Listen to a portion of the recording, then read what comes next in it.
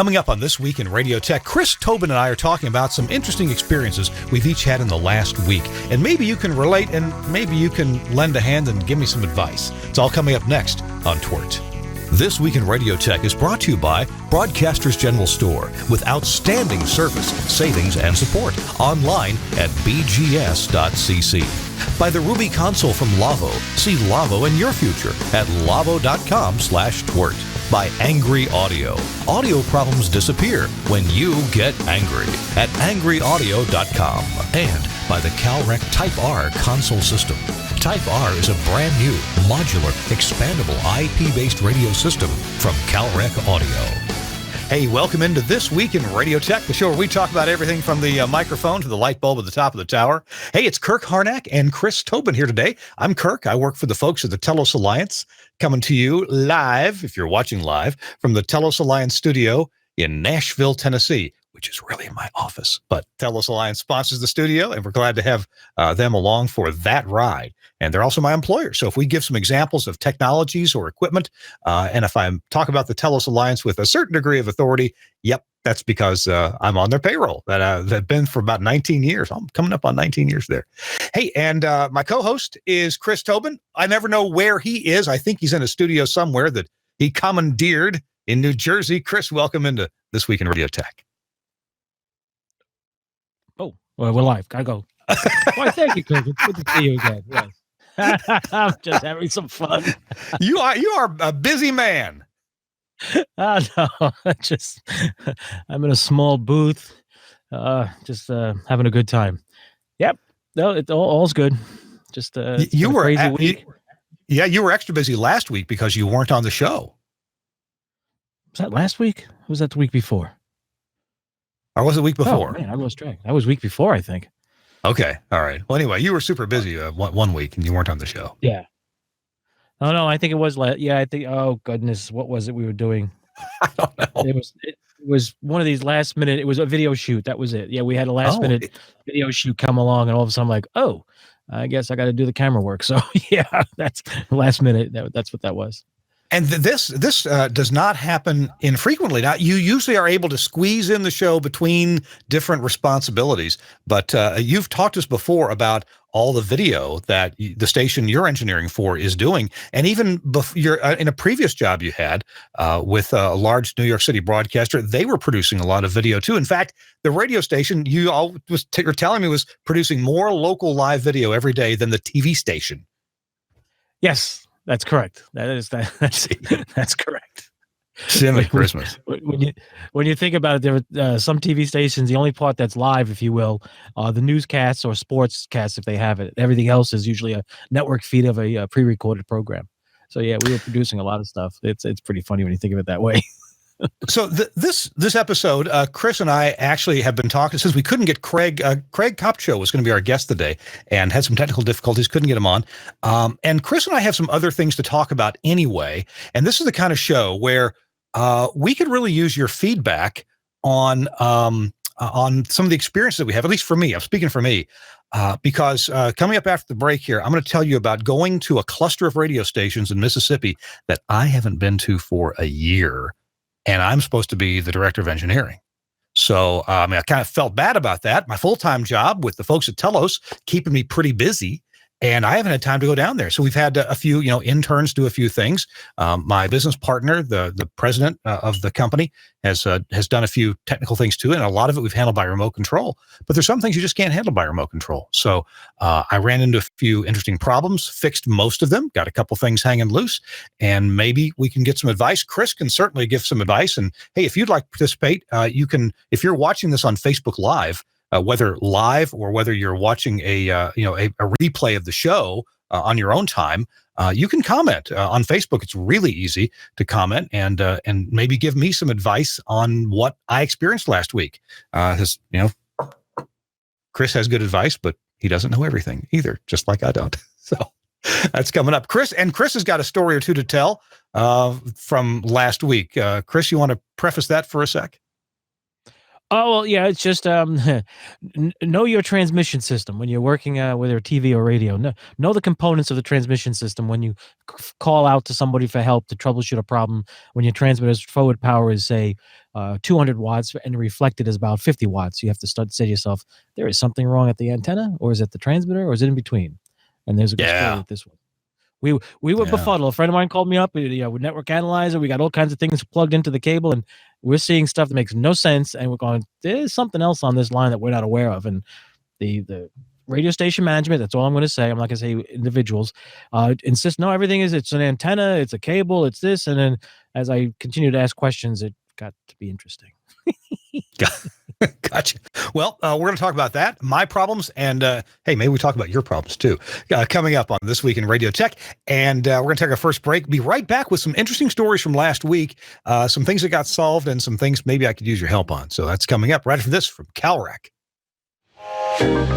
CalRec's Type R is a modular, expandable IP-based radio system featuring 3 slimline panels, a fader panel, a large soft panel, and a small soft panel easily configured to give the operator full control.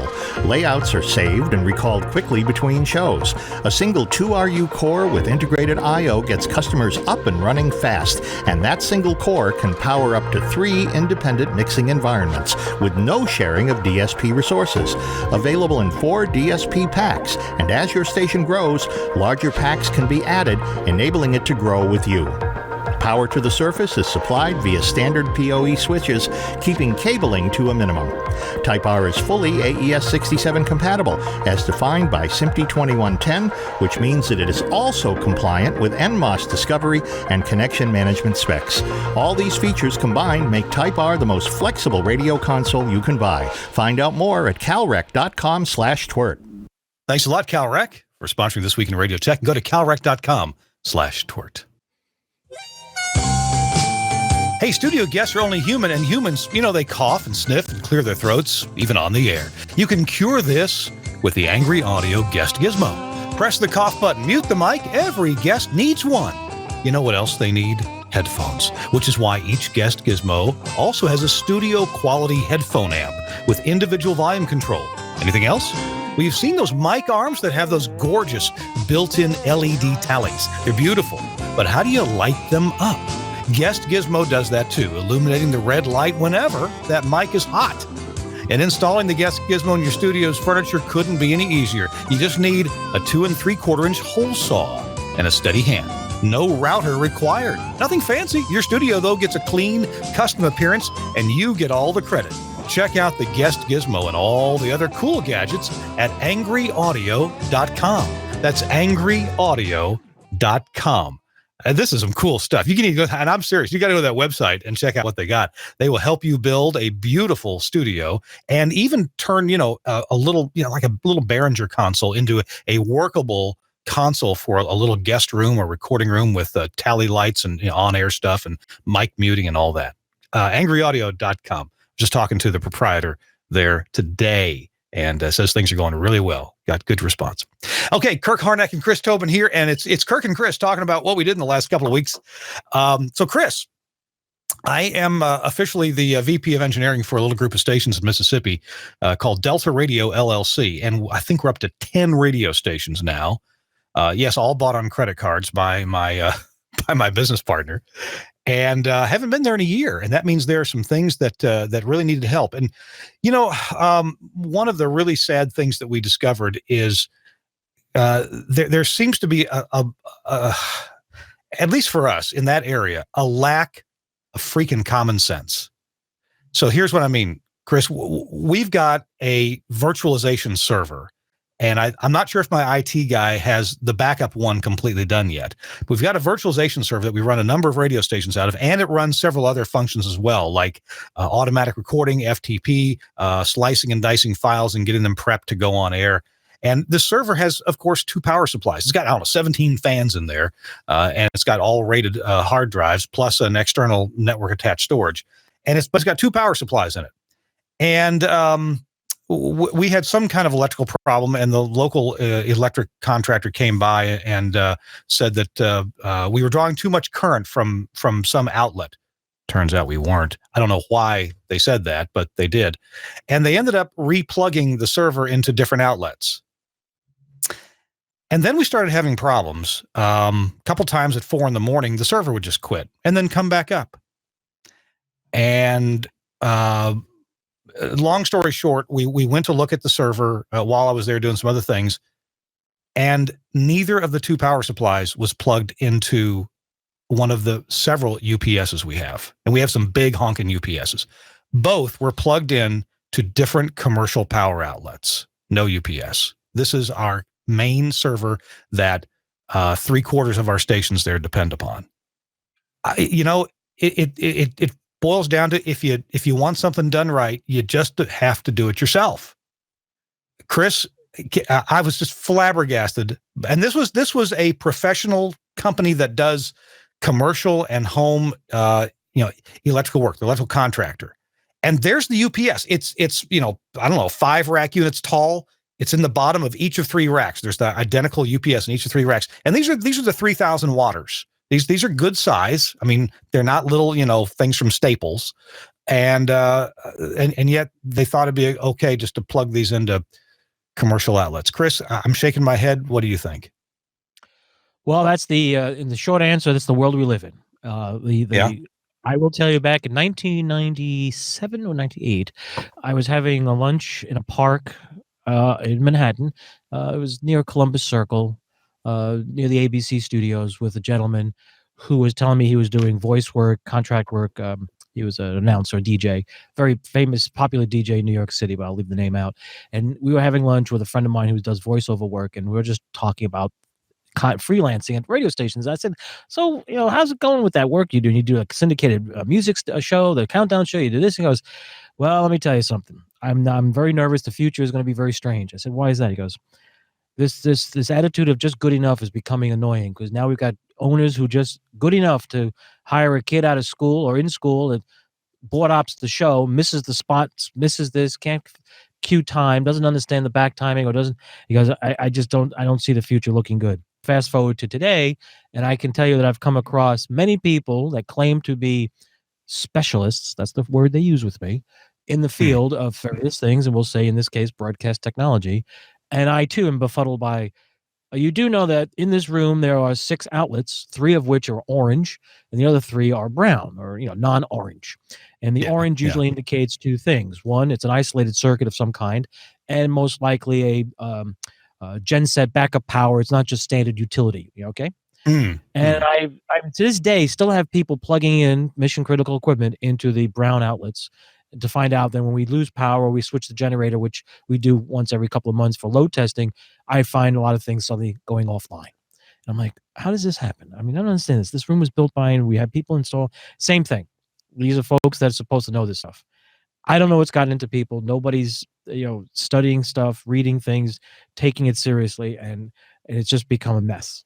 And just recently, literally 4 days ago, I was working on a dehydrator at a transmitter site, checking on a problem with the cutout switch. It wasn't turning off after the pressure built up, so it kept running. It's supposed to stop. And next to me were 2 other people that happened to be up there. It's a multi-station site. And there were 2 people from a group of, let's just say, folks that are required to do the work on the tower because that's just the way it is.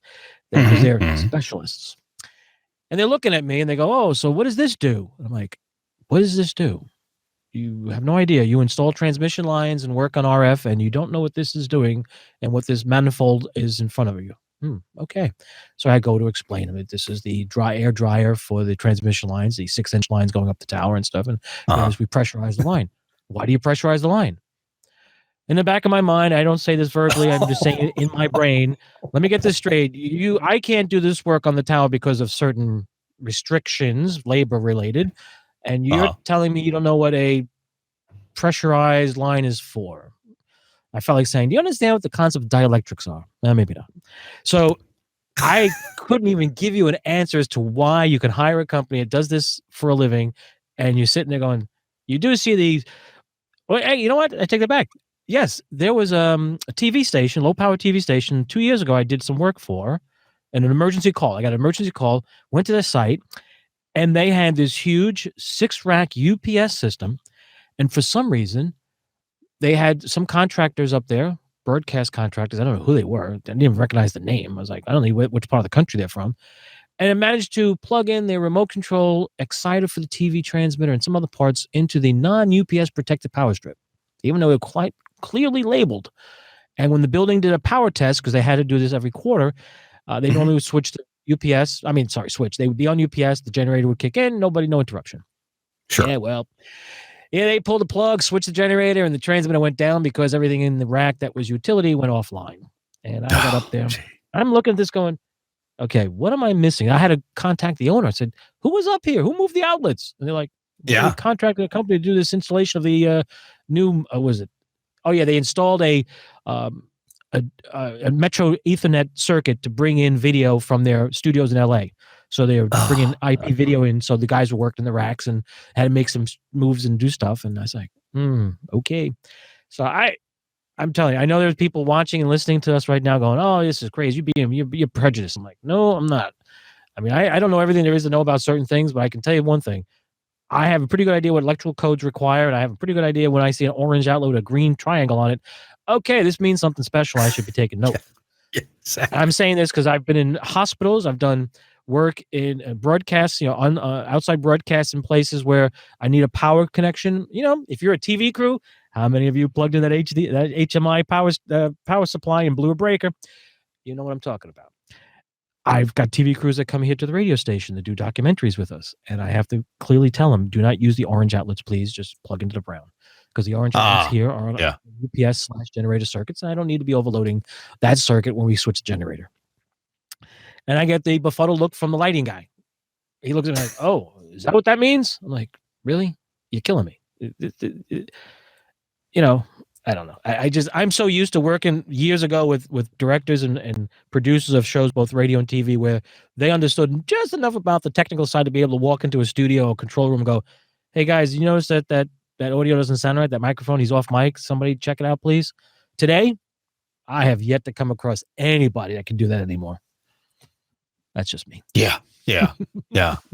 And so, boy, this conversation, we could go in a whole different direction on this that I don't want to go. And that is that and actually Craig Kopcho, our guest that couldn't join in with us, was going to talk about a lot of these same things. One of the things that Craig told me in the pre-show when we were talking about the topics was that you've got to be a jack of all trades, and you've got to know something. I mean, actually know something about a lot of different trades. You're almost like a general contractor if you're the chief engineer, the director of engineering for a broadcaster. You've got to know.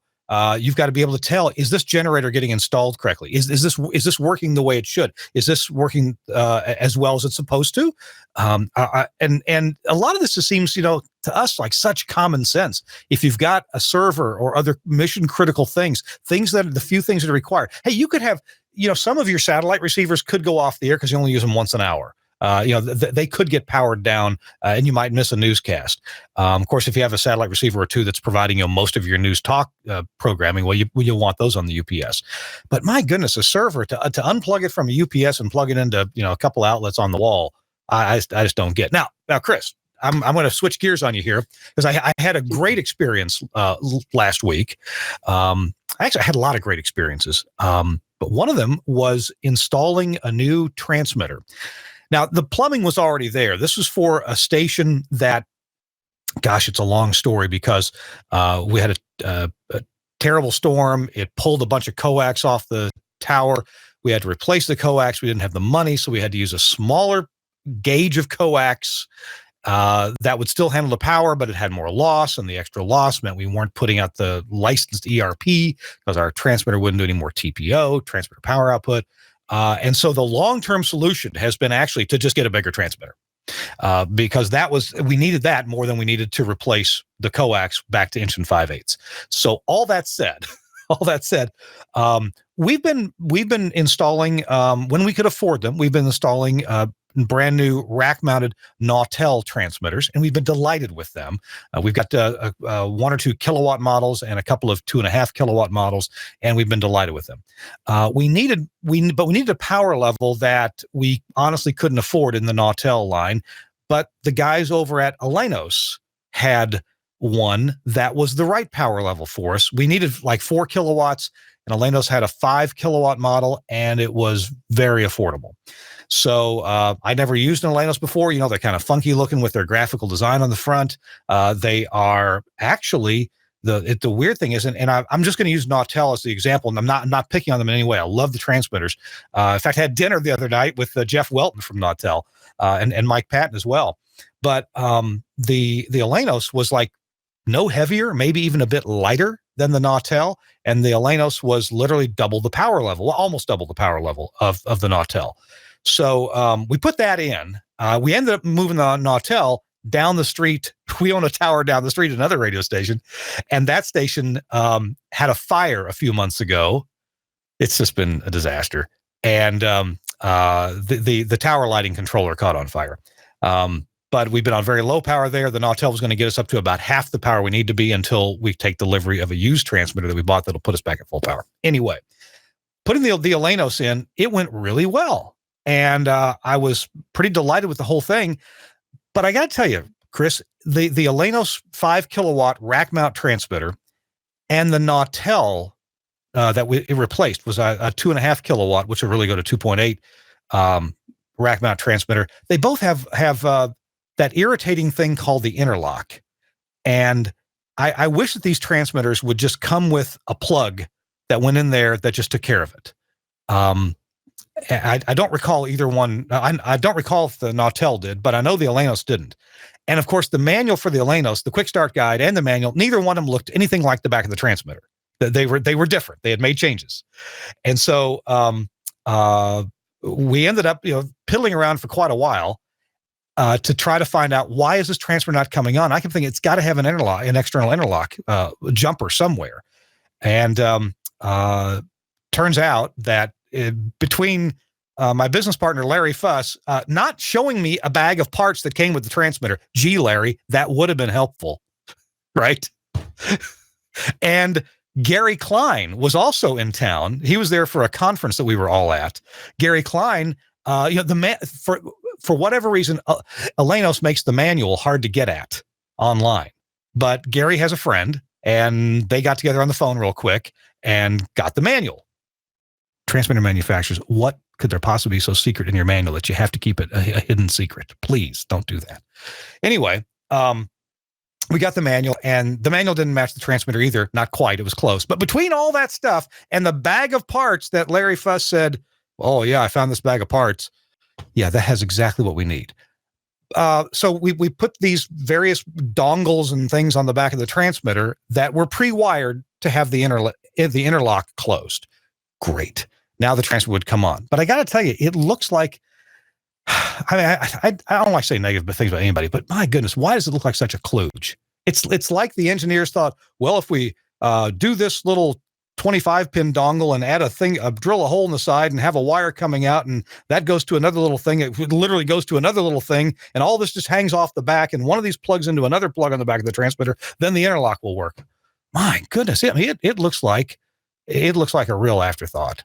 And but anyway, all that made it work, and it came right up to the power level we set. It was 4 kilowatts, and I was so impressed that a box, the 4 rack units tall, and I don't know, about 24, 26 inches deep, would put out 5 kilowatts. Well, we're running it at 4 of FM power, and it was just amazing. Chris, have you tried any of these compact solid state transmitters? Yes, actually, I've helped install 2 or 3 of them, and they're pretty handy dandy. But the difference between the manufacturers and the reason why you don't get the manual is because their RF is different. See, Nortel RF is different than Alenos, BE, Continental, Rhodes Schwartz. It's all different RF. That's what it is. So that's why you have to have this special dongle on the back with a pinhole, and then greenie that comes with the transmitter, because the greenie's just used to press the reset button. That's what. I'm mad now. I was taking a drink of water, and you made me spit the water out on my desk. Good gosh. The only reason I only said that because I got into that conversation with somebody once at a transmitter site about a month or 2 ago, and he's like, I don't understand what's going on. And I just looked at him. I said, well, the reason the combiner is having this problem is because the RF from that transmitter is different than the other one. And he looks at me like, You really? Because they're two different manufacturer brands. I'm like, that's what it is. I said, it's like a Chevy and a Ford. What do you got? Two different things. I said, they both have combustion engines, but they're different. He goes, well, that's true. They are, aren't they? I'm like, oh God, this conversation's going the wrong way. And I had to stop him. I'm like, no, like, I'm only kidding.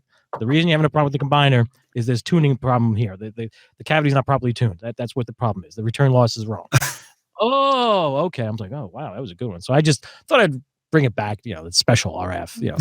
You had dinner with Jeff Weldon. He would have told you that. He probably he explained the differences. Special RF. Well, despite that bit of difficulty, I got to tell you that I was really, the Alenos doesn't have that gorgeous AUI display that the Nautel has that shows you all these cool things.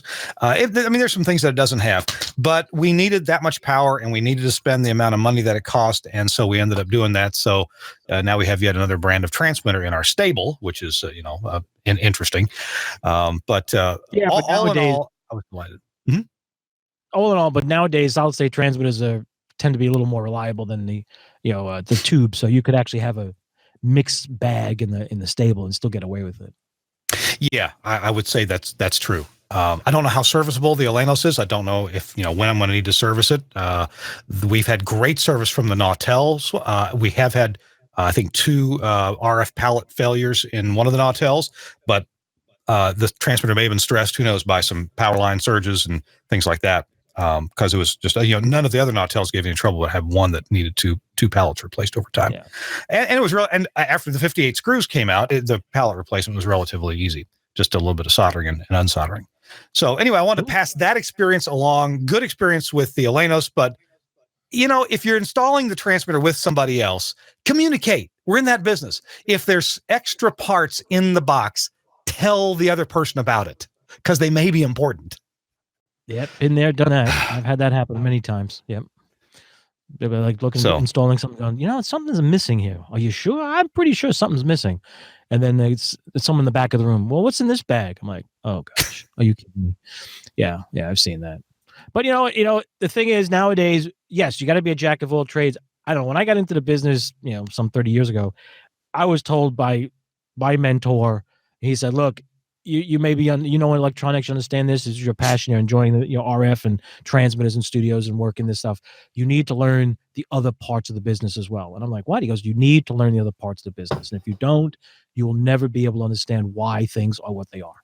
So I say this, I know on many episodes I reintroduce this statement, but those of you out there that are getting in, that have just started and maybe a couple of years into enjoying broadcast engineering, learn the other parts of the business so that you can have your mind is more open to when you're putting in the transmitter and you say, you know what, this back of the panel looks kind of missing or sparse. There's got to be something else around here. And you'll be open-minded looking that way. Or you're in the studio with your morning host and you're getting all these wanky requests, and on the surface, logically, because engineers or techies, nerds, whatever we want to call ourselves, we tend to have a very linear looking at approach to stuff, and everything has to follow a certain method. In creative world, production, and they don't do that. That creative mind doesn't have a linear line. It's literally all over the place. So you need to work in that realm and understand it. And I've worked with many morning show, afternoon, midday talent where some of the requests they came up with was definitely out of left field for things that you would say, this doesn't make any sense. But then once you walk a mile in their shoes and say, I get it, then you become a hero and you're like, okay, now I get it. And then when you start planning and building studios and other things, you start to look at it from that perspective. And as we had Lee Harris on some time back, and we talked about the studios that I helped design there that he uses every day and still does. And a lot of that was because I sat with the anchors and just, okay, what's the easiest way to do this? Where do you feel the most comfort? Because you're using it's the most repetitive stuff going on. So, these are things you got to think about. And yes, jack of all trades, absolutely. It's a positive. It's not a negative. So anybody that says it's a negative, it's wrong. The more you understand, the more you're able to talk to a program director on their level, you'll find it much easier to get things accomplished. And it brings me to I was talking to a friend of mine who got a call to help design a broadcast continuity plan for a broadcaster. And he was like, I have no idea what to tell these guys. I was like, what? I said, let's talk to them. Let me talk to the non-engineering people, because they're the ones who are going to be responsible for when things go wrong, because, master control operators. Thankfully, I was able to explain and talk to the programming folks, and they say, okay, you're doing this, you're doing sports. We have this high-profile soccer game we do every week, and we got to make sure there's a lot of money on the line. And I started asking questions like, well, when your sports folks from the field at the stadium dial in on the IP codec, are they given 2 IP addresses to try in case one doesn't work and there's a second one? No. Do you have 2 2 separate physical boxes back at master control they could dial into? Yes. Okay. That's one thing. Okay. Now, when they call in, is there somebody who can respond by looking at a computer that's dedicated to just as a utility computer for the GUI interface on, in this case, the console, which happens to be an Axia console, and also the codecs that they're dialing into? No. Okay, you got to change that. After all that conversation, then I came up with a plan and said, here's what you need to consider.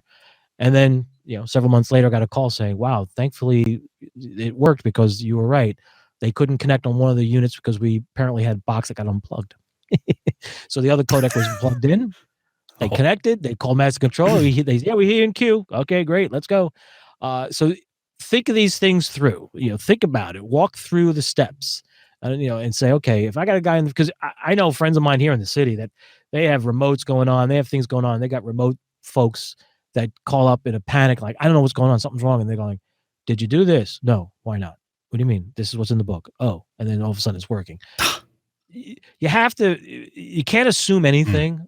Even when I work with folks, we're doing videos here at the station, there are times when we're doing stuff and somebody goes, well, what did we do this? I said, whoa, don't step in that area. That's where we're going to be shooting the video. Put the cabling over here. Think about what we're doing here. Think it through. Do not just, when I used to do a lot of freelance stage work, stagehand work, it was fascinating. The number of things stagehands would do by throwing cables on the floor, across the stage and doing this, running around and plugging things in. I'm like, do you have a sense of purpose as to why you're doing it this way? What do you mean? Because I don't know what that cable goes to at the other end of the stage. And then it becomes this. Yeah, it becomes this, let's unplug until we hear the microphone not work. I was like, guys, you're killing me here. So, these kinds of things, you just got to think it through. And I know it's not easy, but it's important. And I'll go back to one of those things. I'll go back to my statement earlier, which is that chief engineers, directors of engineering, need to be a lot like a general contractor and have a handle on everything going on. Hey, we're going to take a quick break, and when we come back, we're going to talk about a little bit about this device right here. Oh, you can't see it so well; it's too well lit up. Anyway, it was inexpensive, and they're getting cheaper and cheaper. Well, it's about here. I'll give you another clue. You can see what that is. So we'll talk about that and see if there's some interesting uses that we can put that to. It's not just, I'll tell you about it in a minute. I think you know what it is, but we'll tell you about it. Plus, adventures on the roof coming up, and adventures with deciding, we just need to network this and be done with it. That's all coming up. Our show, This Week in Radio Tech, episode 445, is brought to you in part by our friends at Broadcasters General Store. I'm going to talk some more. This is the Henry Engineering Sportscaster? Yeah, it is. Points. The Henry Engineering. Yeah. I've got bullet points for it. You got a webpage for me? Okay. Sorry about the miscue. This thing. This is the Henry Engineering Sportscaster. It's a 1 rack unit box that does some pretty cool stuff. Let me tell you about it a little bit. The Sportscaster is an audio control system for managing the audio part of a sporting event, radio or video broadcast. Of course, if it's radio, you're pretty much handling the whole thing. But on a video broadcast, you need to have that good audio. You need to mix the mics together, the play-by-play person, the color person, any other commentators, a field person.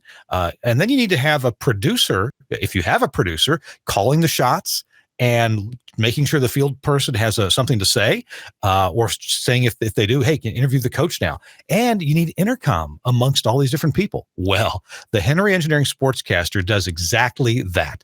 It has all these functions built into it, especially when you add the sports pods for the announcer, the color, the spotter, these people that are doing those jobs. And then you can add headphones and mics for the camera operator and the field reporter. Plus, it's got an input for a crowd mic, even an input for the remote PA announcer if you want to put the PA announcer on the air to get those official announcements on the air. So it has a talent headphone audio distribution, talkback intercom mic for the producer, duplex intercom between the producer and the talent. Yeah, they can talk to each other. The talent can even talk to the producer and not go on the air. It's got producer headphone audio mixing, headphone mix for the field reporter and the camera operators, field reporter headphone output. You kind of get the idea. It's got all these features that you need, and you might normally have a full audio console and an intercom system and to get all these things to work. Well, the Henry Sportscaster does this in literally one control box, and then you get some cool functions for the announcers if you get the sports pods for them. So the broadcast team includes the producer, play-by-play announcers, the field reporter, camera operators. All of them wear headphones to monitor the broadcast and to hear the producer's cues via the intercom. The announcers call the game using sports pods, and a field reporter can also be mixed in, as well as that crowd mic and the PA announcer. This program mix is what the audience hears on your webcast or on your radio broadcast or on your cable television broadcast. There's two-way between the producer and the announcers, between the producer and the field reporter. Just an amazing array of the things that you need to get this done. There's almost too much to talk about in a couple of minutes of an ad here. Of course, it's all professional level audio. So you've got all your XLR mic inputs, your XLR balanced line outputs. You've got it's all the controls that you need here in this literal one rack unit box. Lots of options for monitoring in the left, center, or right earpiece, if whatever your talent is most comfortable with. So check this thing out. You go to henryeng.com, henryeng.com/sportscaster. HenryEng, that's short for henryengineering.com/sportscaster. And where do you find out more about this box? Well, at the Henry site, but also at Broadcasters General Store. They'll get you a quote and they'll tell you all about it. And the way to get in touch with Broadcaster General Store, well, that's easy. You go to bgs.cc on the web, bgs.cc, or you give them a call at 352-622-7700. That's 352-622-7700. And talk to anybody at BGS about the Henry Sportscaster. Really an amazing box. And hey, if I were still doing sports broadcasts, that's what I would bring out to the field.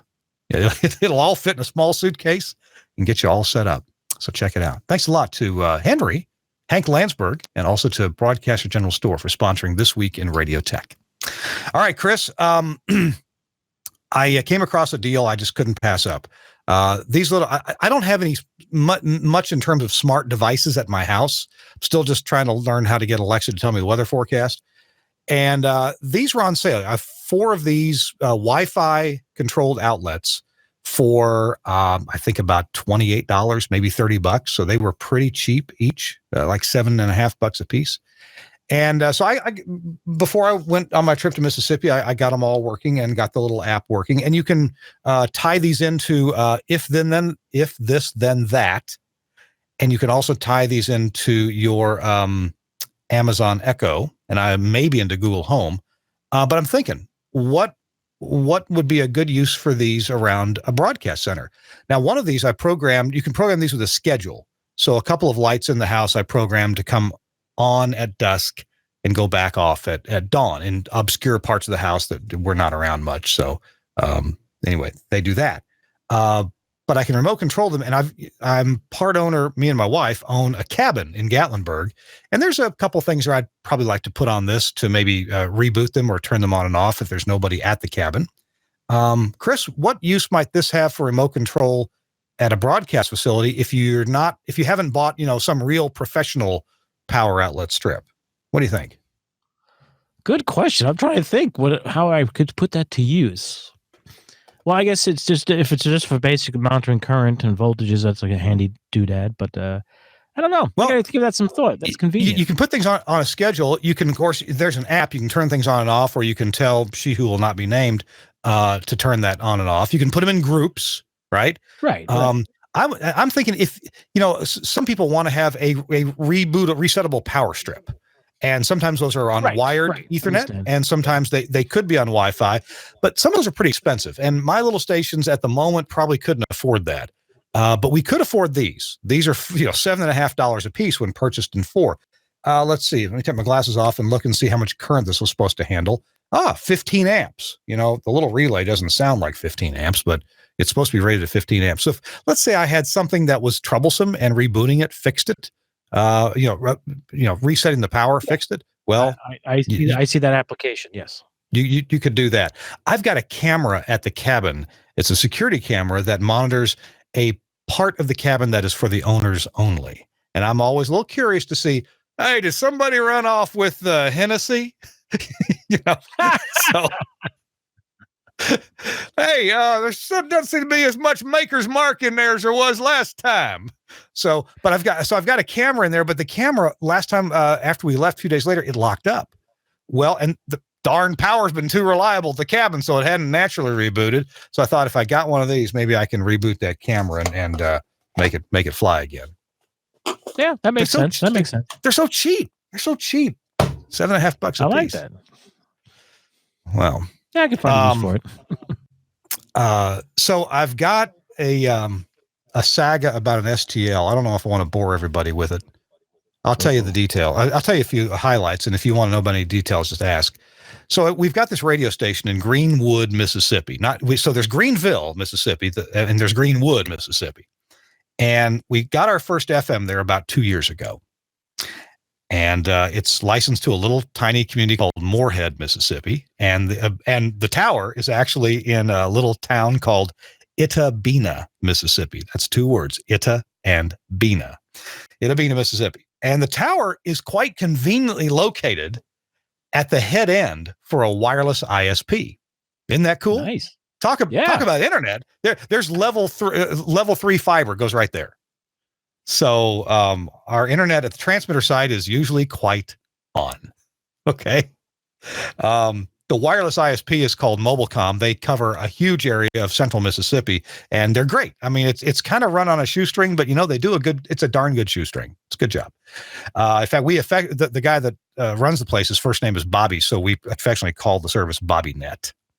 So it works. Nice. And in fact, in our transmitter building there, we get like about 100 meg down and 20 megs up. So, we're just fine. And it's real reliable. And we have a fixed IP address, and we trade out for some spots, and we're all golden. However, the studio is a different matter. It's 9 miles by air from the transmitter back to the studio. The studio's in downtown Greenwood, Mississippi, which is a historic little downtown. In fact, we're in a building that kind of looks like a New Orleans style architecture building with the fancy wrought iron balcony, right? Oh, and wow. yeah, I mean, well, it sounds nicer than it is, but anyway, well, it's a historic building, and our studio's on the first floor. And we wanted to run just a standard 950 megahertz STL to the transmitter site when we built the station 2 years ago. Well, we were having trouble getting the 950 done. At first, we thought we'd just bolt. We had a custom little side of the building mounted tower made by a local welder. And it's similar to the ones we made in American Samoa that worked really well. Had that made, and discovered that the brick on the side of the building was historic, let's say, and not worthy of being bolted into at all. So the side, even we had done that in Samoa, we just bolted our stuff to the side of these buildings and off we went. It's great, but not on a historic building. Couldn't do that. So we had to get on the air. And so real quick, I borrowed from a couple other of our stations, a couple of Telos Zip 1 codecs. And hooked them up. And by the way, at first we tried a different brand of codec that we had laying around. We had some extra ones. Let's just say they're really, really inexpensive ones. Could not make them work. Talked to tech support all day long, and they were so nice, and still couldn't make it work. We just had. Yeah, we. By the way, at the studio, one ISP, and at the transmitter site, the really good ISP. And the only ISP available at the studio site is well known in the area and not well liked in the area at all. So it's the local cable provider, and they're down a lot. And so it turns out every packet that we send from the studio to the transmitter has to go to Atlanta first. So it's 2 states away. It then comes back. Well, so we ended up putting a Zip 1 system in, and given about a second of buffering at the transmitter site, it actually works. You know what? It works great. Works really well, except for when there's no internet at the studio. That's the local cable provider. And we've been off, in one case, all day long because some water got in one of their coaxes, apparently. So we really wanted to get the 950 link going. I'll try to make this short. Because local labor is a little bit difficult to find, and not everybody is as motivated as, say, people like you and me, Chris. And because I hadn't been there in a long time, nobody ever put the non-penetrating roof mount on the roof. So we could put this non-pen roof mount up on the roof, put some rubber mats down and the concrete blocks and the roof mount and all that. Finally, it got done. We got the STL antenna put up. Really sad story in that we somehow, I know how it happened. The non-penetrating roof mount got put way in the middle of the roof and not over at the corner that I thought it was going to be. And so our coax turned out to be about 20 feet too short. So we're still not on the air with the 950 because we have 20 feet of air gap in the coax to the 950. We've got the STL transmitter. We've got the receiver and the coax and the dish at the transmitter site. But just get some LMR 600, extend it. You should be good. Well, actually, it's actually LMR 400 going partway to the antenna, and yeah, we're gonna get. I think we're gonna get some half. We got half inch going most of the way. We're gonna make some more half inch. Well, couldn't do it while I was there. Had to leave. Well, anyway, we're still on the IP STL, which I posted this on Facebook and said, and of course, there are a lot of helpful people on Facebook, right? Everybody has an idea. Well, why don't you just do this? Why don't you just do that? Why don't you ask a neighbor in one of the taller buildings, if you can use their place? All great ideas. And I had about 6 hours in town there to get this done. And anyway, it was, let's just say it was frustrating. The station needs a full-time engineer and can't afford one. And I'm a 7-hour drive away. In retrospect, I got to say, this is a real testament to how really good audio over IP, even over the public internet, can work. And yes, it hasn't been 100% reliable, but when it's been down, it's only been because everything else in the building's been down too. No email, no FTP, no web browsing. But as soon as the internet works, bam, we're golden. It actually works very well.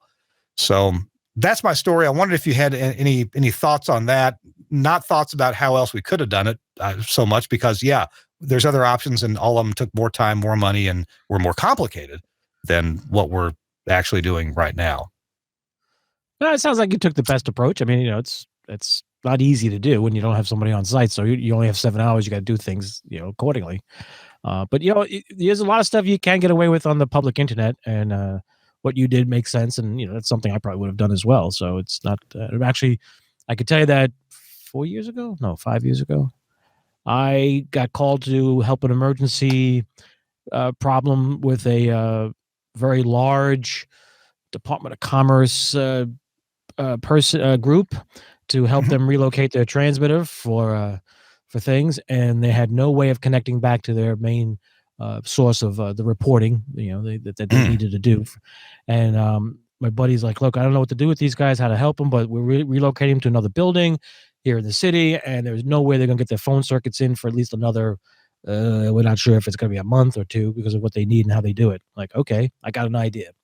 So it just so happens they were putting their transmitter and antenna in a building, so happens where my transmitter is, and that building, that the floor they were on happened to be the location of 3 ISPs, which was their points of presence. So we were able to get a connection, internet connection there. Very, very nice. So back at their facility, they plugged in. I got them a pair of audio codecs, IP codecs, and we put it online, put it together, let it run for a weekend so they can hear it, evaluate it, make sure everything's good. So audio went in the direction of the transmitter, and then I looped back an off-air signal back down to their studio location so that they could hear that's there. Gave them the access to the GUI browser for both ends, so they can see all the what was going on. And I increased the buffer size to a very large amount so that any issues on the network connection and hopefully would be masked, and it worked. So they went for the weekend in a few days. They loved it. They said, this is perfect. We're going to go with it. And I didn't hear back from anybody for a while. And then I heard that they were using it. I was like, oh, great. And I thought that they had gotten their phone circuits in. 6 months later, I get a call. Hey, this is great. We just got the circuits up and running. Things are happening. And we're grateful for your help. And thank you very much for making this happen. And we can't believe it actually works. This technology is cool. Can we use it elsewhere in our organization? I'm like, yeah, sure.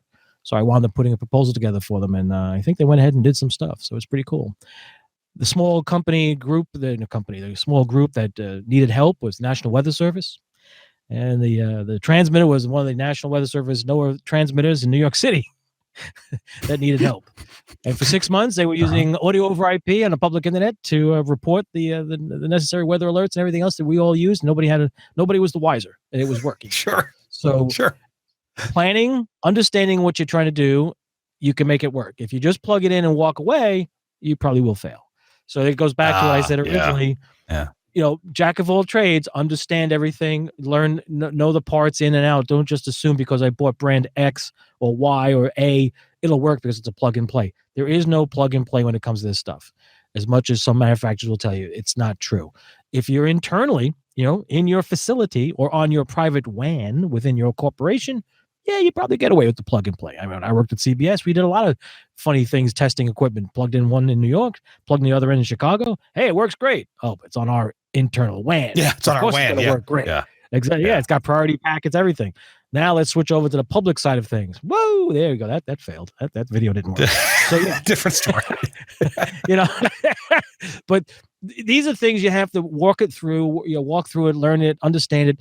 It's the same as if you're going to use a computer to say you're doing Skype, say you're doing vMix Call, or you're doing Lucy, or any of these other software-based audio sources that you want to do.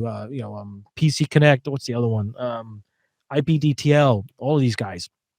Yeah. Whatever computer you're using for this mechanism to run the software, turn off all the automatic features if it's a Windows-based machine, or even if it's an Apple product. Turn off everything that's automatic. Turn off applications that don't need to be running. Scale it. Make sure that box is doing one thing only: your application. Don't assume everything. You know how many times I've done talk show stuff with people? They want to do work with us, and we have a guest here in the studio, and they go, "Yeah, just call this IP address and connect." And then I'm hearing a Windows sound effect. I'm like, guys, what are you doing? I said, and then we're having problems with the computer. It doesn't always work. I'm like, yeah, because you're probably not paying attention to what it should be doing. Like, make sure the Ethernet connection that computer is on, is it on a dedicated segment of the LAN that's traffic is minimal, or is traffic is managed, or are you just throwing it on the business network? I can't tell you how many times I've worked with folks where I'm like, oh, we don't do it because of X. Really? So you're spending $10 a minute with ISDN because you can't get the computer to work, or your IP codec because you don't understand? I'm not kidding. I've worked with some folks. They call me up and, oh, do you have ISDN in your studio? We got a guy who's going to be in town. We need to do this thing. I'm like, I also have 2 different codecs we could talk with if you want. Those things never work right. Right. Okay. No, they can work really, really well. Here's what I charge for the studio, and here's what we charge for the ISDN connection. How's that? Great. We'll do it. All right. Fair enough. Wow. But that's just to the point of jack of all trade is one thing, understanding enough to be able to have a conversation. I am not an HVAC expert, but I can talk enough with an AC tech and say, look, here's my problem. Here's what I'm noticing. The compressor froze up. I'm assuming X, Y, and Z is happening. It's the middle of the winter. I don't have an economizer set up. Is that where we need another system set up? And he's like, yep, absolutely. You got it right. You did the right thing by shutting down with it. Learn that stuff, the basics. You don't have to be able to pressurize a compressor system or understand that. But if you're in a building, say you're in a city where your air conditioning is chilled water or condenser water, do you know the difference between the two? If you don't, look it up. It's important. Okay. I have condenser water at my transmitter site. My neighbors on the same floor I'm in have chilled water. There's 2 different systems, 2 different needs, 2 different ways to maintain it, 2 different impacts, and the maintenance cost is different too. These are things you need to understand. You don't have to know, you don't have to be certified in it, but just know the differences. So when you notice a change in your air conditioning, your cooling, like, what's going on here? just like as Jeff Weldon always says, and he says this every year, and he says it when he does any SBE stuff or works with us on TWiRT, understand the delta between the air in, air out on your transmitter. You can't have cooling if the air going in is the same air coming out, or the temperature of the RF pallets. If you look in the old days, Harris, Gates, Continental, and BE manuals back in the binder days, when you had binders, I believe there used to be a section that used to tell you there had to be at least a 20-degree difference of air going into the tube and coming out. And that's how you used to always measure stack temperature. Remember, that was the big thing? Measure your stack temperature and look at the room temperature and go, oh my goodness, it's 90 degrees in the room, it's 110 out of my transmitter. I'm going to have a problem. Yeah. These are simple, basic little principles that takes time. Once you understand it, you put it in place. And these are the things to think about. And I just don't get it when you walk into a room and 3 UPSs are not being used, but you got all your mission critical equipment in an outlet that can go offline because, I'm kind of calling, I'm going to plug a heater in here. Is that okay? Yeah, sure. Go ahead. Boop. We're in the dark. What happened? I only said because it happened about 2 weeks ago. It almost sounds like the theme of this show has been know what you're doing, Well, yeah, it is. I mean, hey, I'm telling you, your experience with that 2 different codecs trying to go across the network and the results of the 2 different experiences, is it because of poor quality? No. Is it because of the internet quality being poor? Maybe not, because maybe they're meeting the specifications for the network distribution. Maybe the terms of service or the agreements they have with customers for retail business are actually being met. Remember those days back when you had a T1 or ISDN, or what was acceptable bit error rate on, or a T-Bird when you did the bit rate on the T1, and you look at it like, well, I got 12 slip bits. Well, that's okay. It's within the Bell-Core spec. Oh. But our equipment sometimes is more sensitive to, say, other T1 equipment that's data, that does resends. These are things to understand and learn and just realize why something's going wrong. So what you experience with the codecs and the 2 different things could very well be that one's manufactured to be more robust because it's expecting, issues on the network, not because it's a bad thing. It's just because that's the specification that's being used. And actually, I think that how many of you have used an Intraplex shelf? Or the back in the days of the 163s and the 156s, where your T1 is hiccuping and you're like, well, the box is going berserk. I'm like, yeah, but the phone company can't see a thing because their spec, their window, it's within it. But our boxes are more sensitive to changes in AMI or BHCS. It's simple stuff. I mean, I'm not saying it's simple, but learn it. That's all. Just learn it, and you'll be much happier when you can sleep through the night and the weekends and not have to get the phone call. I think on that inexpensive codec, what we really came to determine was that particular codec was really designed to work in a LAN environment or a controlled WAN. It really wasn't designed for the public internet. And it turned out that, being the 2 different providers that we were on, even though we're only 9 miles apart, every packet went all the way to Atlanta and back to Mississippi. And it just wasn't prepared for that much, even though we had buffering cranked all the way up, it just wasn't prepared for that much jitter and some packet loss. And when I look at the Telos Zip 1, there's packet loss. But we're using the AAC codec that has packet loss concealment, and it isn't perfect, but it keeps playing audio. It doesn't just obviously junk out.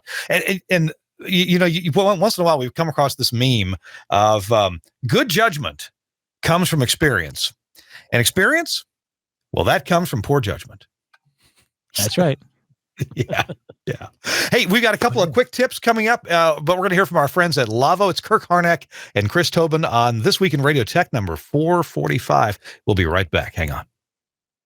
There has probably never been a better time in history to buy a new radio mixing console. Today's consoles are more sophisticated than ever, with more features and functions than you can shake a stick at. But have you noticed how complicated they are? There's a sea of knobs and switches and displays and buttons. Some of them look like you might need a pilot's license to do your show. Well, a board doesn't have to be complicated to be powerful. Just look at the new Ruby mixing surface from Lavo. The first thing you notice is how smooth and streamlined it is. Ruby has lots of cool tech, but what it doesn't have is that confusing ocean of buttons that clutter things up. Now, we all know that there are some console features the jock only uses once in a while. So why dedicate controls to them? Ruby fixes this problem by moving those once-in-a-blue-moon controls to a touch-sensitive, customizable GUI that happily shares screen space with your other studio software, helping you fight control room clutter. Thanks to this design innovation, talent that use Ruby produce smoother shows with less errors. Controls that are used the most fall naturally to hand, while functions that rarely need adjustment are easily controlled with just a couple of clicks in the context-sensitive GUI. And Ruby has cool features you won't find on other boards, like Auto Mix, an intelligent gain writing function that guarantees the perfect mix for multi-mic morning shows and call-in segments. Dual mode snapshots that instantly switch the motorized faders between on-air and production modes, and enough DSP and I/O options to make even your pro sound pals green with envy. And because quality is as important to Lavo as it is to you, every console is proudly built to fanatically precise standards at Lavo's own factory in Germany. If you're ready to declutter your control room, do yourself a favor. Check out the new Ruby and the other cool Lavo radio tech at www.lawo.com/TWiRT. Thanks a lot, Lavo, for sponsoring This Week in Radio Tech. And do go to lavo.com/TWiRT. It'll take you right to the radio stuff. And we'll let Lavo know that you came here because you came there because you heard it here. All right, Chris Tobin, maybe you've got a quick tip for us. I've got just a tiny quick tip, and it really was driven home last week. And not that I could fix everything about it, but your cable management of your AC power cords for equipment in a rack is just as important as your cable management for your audio cables and your network cables too. It's so easy to just plug in a power cable and let it dangle, or take a quick cable tie and tie it up somewhere. And some people want to leave a service loop length in their power cable so they could pull a piece of gear out from the front and work on it a little bit. Other people just, pull them tight, or at least so there's no room for a service loop. I don't have an opinion one way or the other on that. I do like that you can buy short power cables and not have all that extra wrapped up in there. And that's something I really need to do, is order a whole bunch of those shorter power cables, different lengths, some 1, 2, 3, 4 foot lengths, and put these cables, even the different color ones, so you can help easily. Oh yeah, that one goes over there. Oh, that one goes over there. And then you can get them plugged into the correct power strip. Some things are on UPS, some things are not. And, whichever is important, which needs to be. And power cable management can be pretty important. Chris, I'm just waiting for when we finally come up with wireless power cords. That's what I want. It'll make it all a whole lot easier. That would be nice. That would be nice. Yes. Well, my tip would be along the lines of cable management in some sense. Recently this week we had a need to move a Shure mixer we have that we're using for temporary intercom in one of our studios to be moved to use as a headphone amp as an not emergency, but last minute change of monitoring for a studio session we're doing recording. And what I practice with all the equipment we have here at the facility is I don't pull all the cables out. So if you could picture a Shure mixer, little 5-input mixer on the tabletop, and in the back of it there are 3 connections, right? 2 XLRs, 3 XLRs that is, and a power cord. All I did was unplug them, leave the power cord in place, took the mixer to the other room, went to the shop, and on the wall I have hanging XLR cables, mini plugs, and IEC cables, power cords. Grabbed the power cord, went into the performance studio, plugged in, did everything we had to do. And then when I was done, I left everything there except the mixer, unplugged it, physically just the mixer, no cables on it, back to the studio we needed for the intercom, plugged it in, and within 3 minutes, they were back up and running with an intercom that afternoon. So the tip I'm talking about is keep spare cables in the shop, office, wherever it is, whatever you have, so that when you have to move stuff around, you don't have to pull it out of the rack. You pull the equipment out of the rack, but the cables can stay there, because down the hall, or wherever you have it, you have another set of cables you can temporarily use with that device where you're moving it to. So think ahead rather than, because I've worked with folks they pull stuff out. It's like, all right, I got the computer now, pull out the power cord and pull out the cable. I'm like, don't you have another power cord somewhere? Maybe. Well, let's plan ahead. Let's have them available so we know they're there. Trust me, it will save you time and grief when you go back to the place and go, where'd the cable go? Oh, I forgot I lost. Oh, somebody else took. How many times has that happened? And I know many of the audience Too many. That happened just to me last week. Yeah, exactly. That's what I'm talking about. Plan ahead and it'll make it much easier for you to strategize as to how to keep things going. Because remember, the folks who don't do technology, which are your content creators, they look at you, and when you're scurrying about like a raccoon in a race, they figure something's wrong. They get panicky. They lose confidence. Okay, you need a confidence builder, which is you walk into the control room, the producer's panicking. What are we going to do? You say, well, I'll tell you what I'm going to do. I'm going to get a cup of coffee. I'm going to flip this switch. I'm going to move this over here, and you should be good to go. And they're like, whoa. And you do it. I've had that happen. Yeah. I did.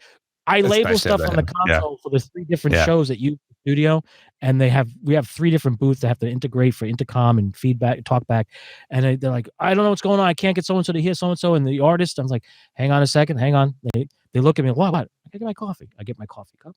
I do a little drama. Let's have some fun. I walk over to the console. I look at the button selector, and I said, you see that button there? What does it say? And they tell me the name of the show. I was like, when you press it, it lights up. Yeah, good. Press it. And then the guy in the studio goes, yep, I can hear so-and-so. There you go. That's it. That's all we got to do. I walk out. 2 things happen. 1, they don't call in a panic anymore because they know that it's probably something they can take care of because I've made sure it's available for them to see it. And 2, if they do call, they make sure I actually got a call later in the week from the same group of people. They said, look, I know this time it's definitely not a simple button. And I said, yeah, you're right. They're in the wrong studio. Oh, that's it. But the thing is, you got to plan ahead so that people around you don't start going crazy. So you can still look like, and you should be, you're confident in what you do, you get the job done, and they know when they come to you that you're not going to simply say, no, can't be done. Or, oh yeah, you got to talk to the engineer down the hall, but I wouldn't go down there to the cave because the last time somebody went down there, they never came back. So I don't know what to tell you. You don't want that. You want them to see you in the lobby when you come in and go, hey, Bob, how's it going? It's going good. We got this session today with so-and-so, or we got a sportscaster coming in, or a retired ball player. Great. Let's check it out. I mean, check in on them. Check on people. See, make sure things are working. Don't take the attitude that, you got it all together because you don't. Because at the end of the day, who's making the money? Not you. The content creators are. So you want to contribute you want to contribute to that revenue stream. You don't want to be an impediment. And as an engineer, you want to be approachable. You don't want to be that guy that yells at you and makes you feel stupid. Be approachable. I did witness. Hey, we got to go. Witnessed that a couple weeks ago. we got to run. Got to run. Hey, thanks so much everybody for being here. I'm getting phone calls. I got to stop that nonsense. All right. Hey, thanks a lot to Chris Tobin, my co-host, for being so sharp with full of stories and anecdotes and good advice. I want to thank Suncast for working through some difficulties early in the show and with aplomb. And keeping us on track. So thanks a lot, Suncast, for producing This Week in Radio Tech. Thanks also to Andrew Zarian, the founder of the GFQ Network, where you'll find lots of exciting, good podcasts on a number of different subjects. So check it out, especially What the Tech. You're going to like that one, too. Next week, we've got Stephen Kurtz from Dallas, Texas. He's going to be with us. He is the wonderful, perfect blend of an IT expert and a radio broadcast expert. Former engineer, I believe, for Clear Channel, iHeart, and now he does his own IT consulting firm, and it's going to be a good interview. We're going to learn a lot. I'm going to be quiet and just listen. All right? Hey, we'll see you next week on This Week in Radio Tech. Bye-bye.